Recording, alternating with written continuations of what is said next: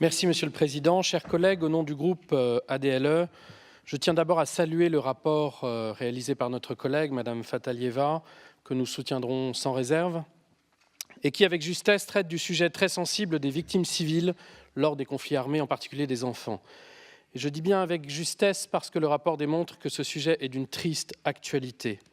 Les manquements envers les enfants sont plus importants qu'il y a 10 ans, et en partie liés à la complexification des conflits actuels, en particulier avec des tactiques qui gomment les différences entre combattants et non-combattants, en dissimulant des combattants au sein des populations, ce qui est en violation totale des conventions de Genève.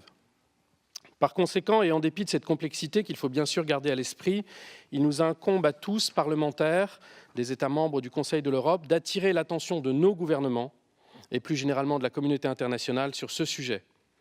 Comme le rappelle à plusieurs reprises notre collègue dans son excellent rapport, nous sommes aujourd'hui à des degrés divers concernés par un conflit dans le monde. Il nous appartient donc d'agir pour que la communauté internationale remplisse pleinement son devoir de protection des enfants. Cette responsabilité est d'autant plus importante qu'au-delà des traumatismes multiples qui touchent ces enfants, il existe un réel risque majeur d'en faire une génération perdue, une génération qui a grandi dans l'idée que la violence est un moyen acceptable de régler les conflits, une génération qui porte en elle les germes des guerres de demain.